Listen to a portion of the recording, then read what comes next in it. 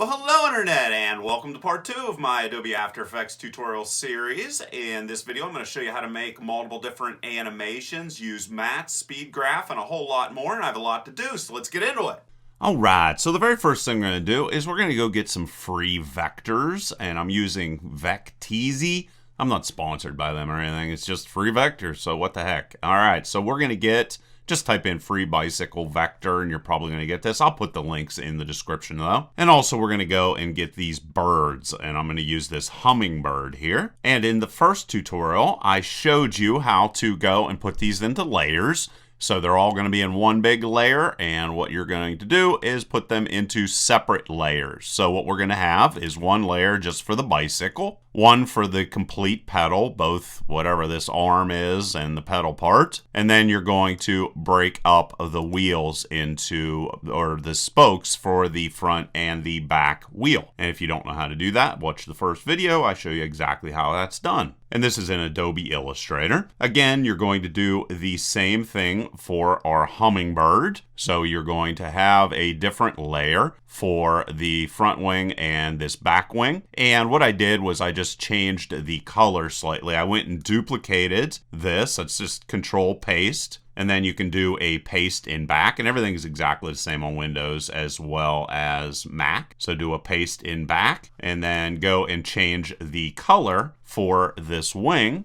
just by clicking on this guy down here and changing the color. All right, and just make sure that both the wings and the bird are on their own separate layers. All right, so now we are in After Effects, and I'm going to say that I want a new project, and I'm going to come here and I'm going to say that I want a new composition, and I'm going to name this After Effects Tutorial 2, and I'm going to make sure that it is set for HD TV 29.97, so it's 1080p, and we're going to change this to the frame rate being 30. And because I already recorded the video, I know exactly how long it is, and it is 13 seconds. And the background color I'm going to leave as white in this situation, and click on OK. All right, now it's time to go and import our stuff. So I'm going to right click and import file. And the very first file that I'm going to import is my video that I recorded. So I got that guy right there. And I'm going to make sure that I don't create a brand new composition. Everything else is perfectly fine though. So click on open,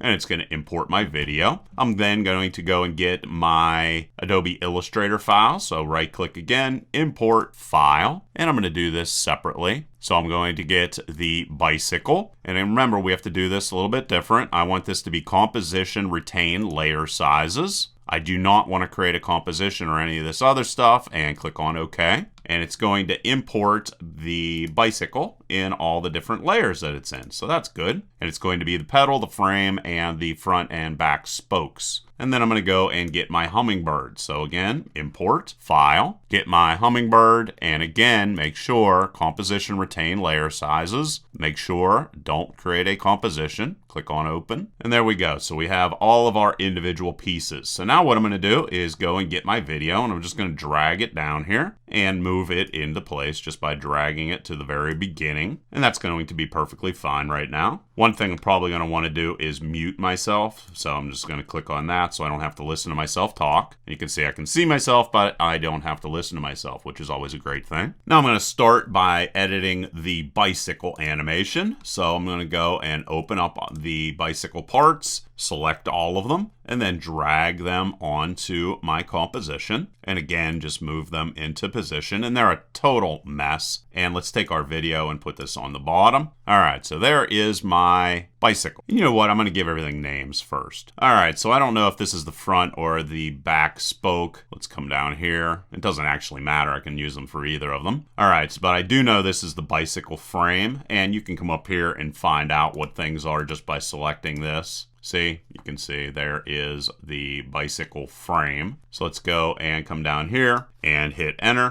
And let's name this frame. All right, what's next? So that's probably the pedal. I can check up here. Yes, I can see right there that it is definitely the pedal. So let's go and select it, hit enter, and let's just call it pedal. And then I can decide what I want these to be. I do, however, want the frame to be on top, and I want the spokes to be set up so that they are in the rear. So I'm going to hit enter. I'm just going to call this rear spokes because it doesn't matter. And again, I'm going to do that with this one. Again, enter, and front spokes. And so that means that the rear and the front spokes are going to be on the bottom and the frame's on top. And then I want the pedal to be on top. All right, so there's everything all organized. And I'm just going to drag it on here, and then I'm going to use tilde.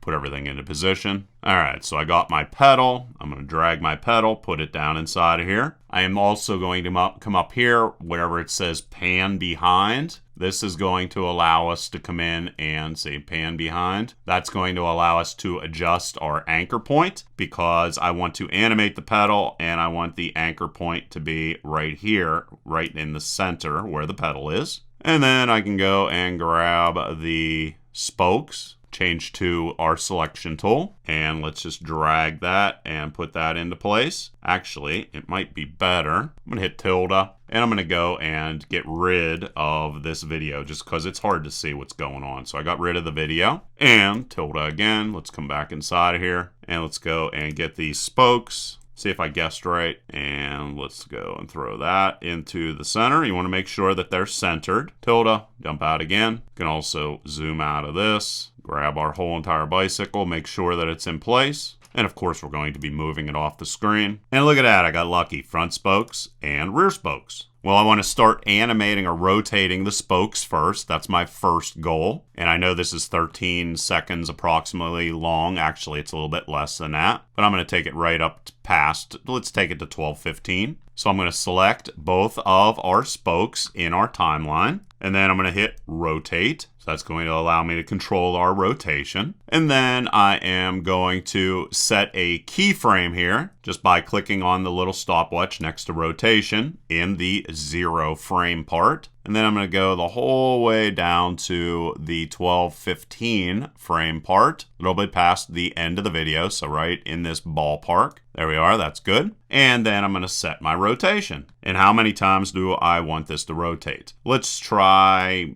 I don't know, let's try 2. And then as we go and swipe through our video, you're going to see that our wheels are rotating. All right, so good. Now I need to make my pedal rotate. So I'm going to select my pedal. Remember, I changed the anchor point to the center of where the pedal connects to the frame. And if this is at all irritating to you, this bounding box, what you can do is either hit Control or Command and Shift and H, and the binding boxes are going to go away. So that sometimes is very helpful. All right, so we got our pedal here. And again, we're going to rotate it. So hit R.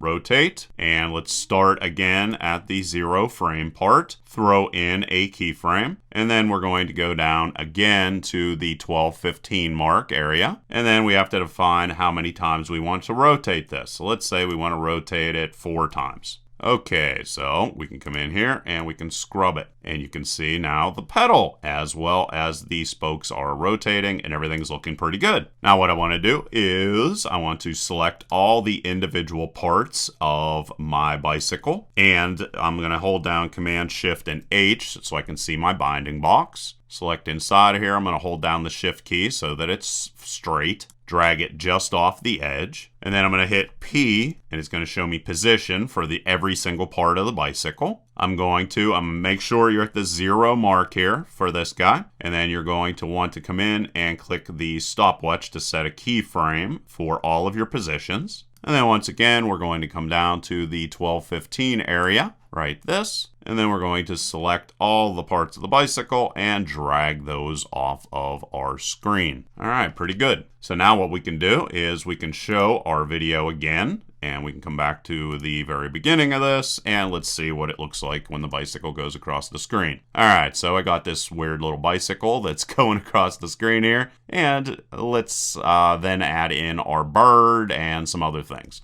I just wanted to keep these animations. I wanted to show you how to do multiple things like rotate things and such, but I also wanted to keep it fairly simple so that it's not too complicated. So what we want to do now is go in and work with our Hummingbird. So again, the Hummingbird is in different layers. So let's just go select all of those different layers. And again, we're going to drag them down and into our composition. We're going to drag them over to make sure that they show up here. And I can make my video, again, I want my video underneath this. So there's my hummingbird. And then we can go and find out the different parts of our hummingbird. All right, so this is its body. That's layer 3. So we're going to come in here, hit enter, and just call this body. All right, that's fine. Then we have layer 4 and we have layer 5. So I think this is the darker one of the two. So let's go and let's get our body. That's going to be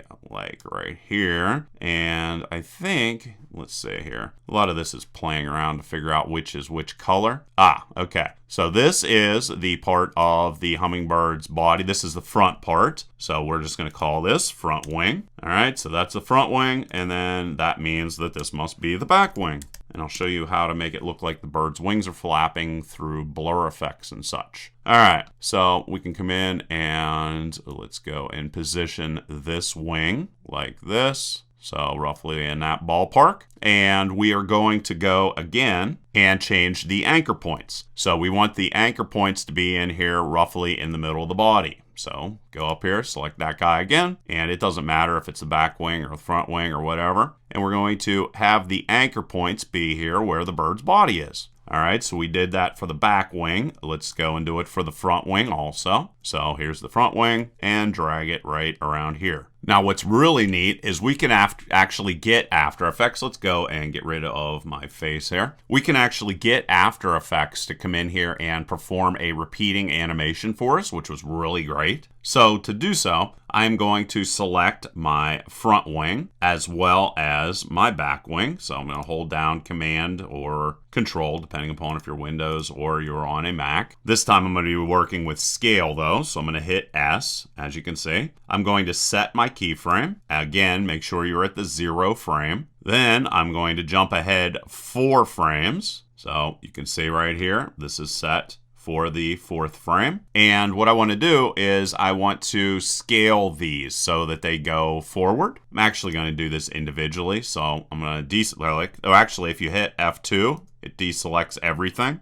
Actually, if you hit F2, it deselects everything. That's another command that's very important. So I'm going to select my front wing and I am going to scale it. But I have to switch over to our selection tool, which is the little arrow up here. And I'm going to come in and I'm going to drag it forward like this. So it's going to look like the bird's wings are going forward. All right. And then I'm going to select my back wing. And I'm going to do the same thing to it again. So I'm going to select this upper right-hand corner and have the bird's wing go forward again. All right, so let's set that keyframe. Now what I want to do is I'm going to go to the 8th frame. So I can come up here like this and just change this to an 8, jump forward. And then what I want to do is have everything go back to 100%. So I can select this guy and go 100 and 100. And I have constrained proportions on this. Let's get rid of that.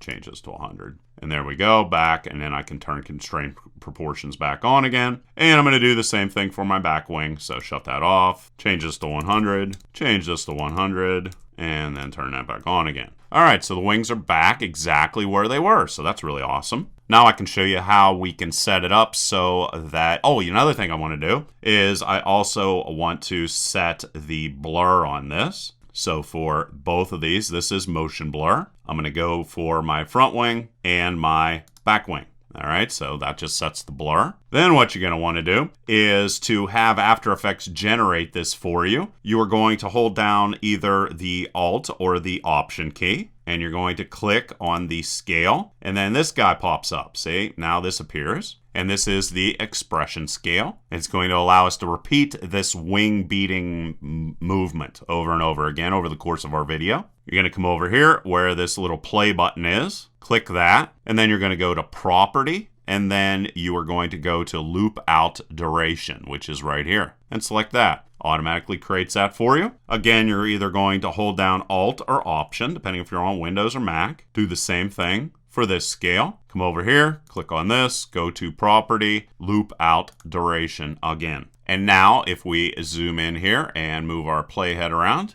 you can see that the wings are beating over and over again for us and looping really nice. And there's also a really cool sort of blur effect on there. All right, so that's really awesome. But I want to go and animate my bird so that it's like moving up and down across the screen. How can I do that? Well, I can use a waveform Bezier curve and across our composition and then attach my bird to it and have it follow whatever that path is. So I'm going to bring in, again, my video so I can see where it is. There I am. All right, so let's say I want the bird to come down here like this, like swoop in down like this, go up over my head, and then go off the screen. Okay, so I can come up here. Here is my pen tool, and I'm going to deselect everything. So I'm going to hit, do you remember what it's called? F2.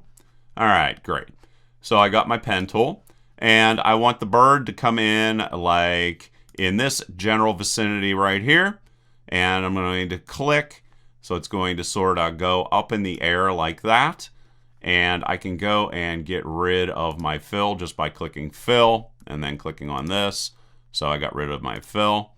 All right. And then, so the bird's going to fly up over my head. And let's go and select this again. All right. So it flies up over my head, goes like this, and then it goes off the screen. So I'm just clicking and then I am dragging with my mouth to try to make it so that it is a smooth type of path. All right, so we got our gradient. We can come up here and click on stroke and then come in here and get rid of the stroke also. All right, so we got our shape layer and we can go and click on the name of it. And let's drag it down here to the underneath the video area. Now what I'm gonna do is I'm going to go and click on this little drop down right here under that Bezier curve I just drew, contents, shape 1, and path 1. And you're going to select path right here, and you're going to hit either Command or Control C. And then you're going to go and get all your bird parts, and you're going to find the position specifically. You're going to select all of those positions, and you're going to either hit Command or Control V.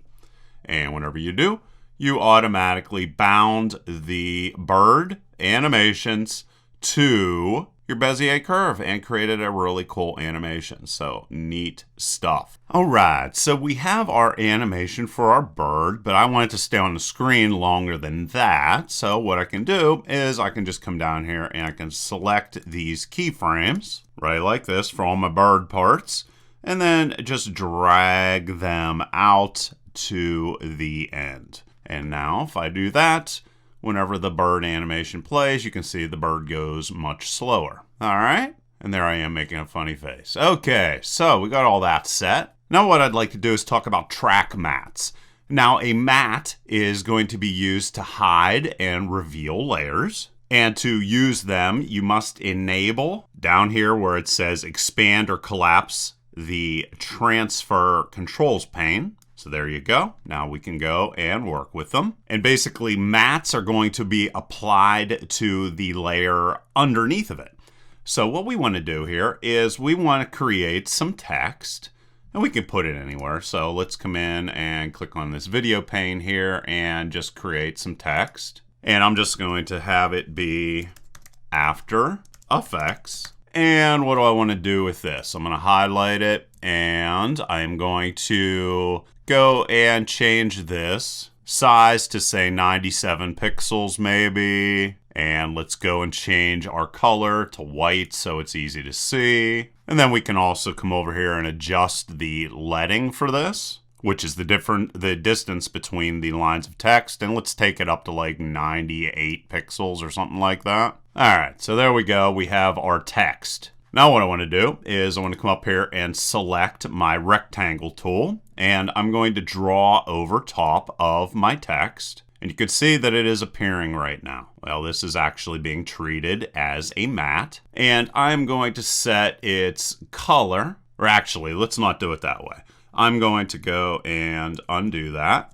and I'm going to deselect everything. See, I have the After Effects down here already selected. I want to deselect that. So I'm going to hit F2. Now nothing's selected. Okay, so let's do it again. Rectangle tool, and let's draw over top of our text. And let's go and give this a fill color of white. You can also do gradients. I'm going to show you that. I'm going to show you both things. And no stroke. And then down inside of my text area, I'm going to grab the shape that I just drew, which is the rectangle, and I'm going to drag it down to just over the text that I have typed inside of there. And then for the actual text, under right here where it says this is track mats, I'm going to change this to alpha mat. Shape layer 2, and you can see here that the text is now showing. However, if I come in and grab our text and pull it out of there, you can see if it's